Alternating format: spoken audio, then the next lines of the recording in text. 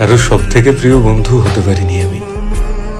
চারপাশে অনেকেই আছে, তারা খানিকটা ভালোবাসে, কিন্তু আমায় ছাড়া চলবে না এরকম একজন মানুষও নেই।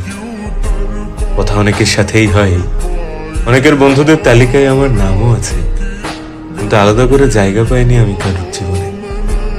তাই তো কেউ আমার জন্য কখনো কোনো প্ল্যান করে না, কোনো প্রথম ফোন আসে না আমার কাছে, কারণ প্রায়োরিটি লিস্টে আমি একটু নিচের দিকেই থাকি।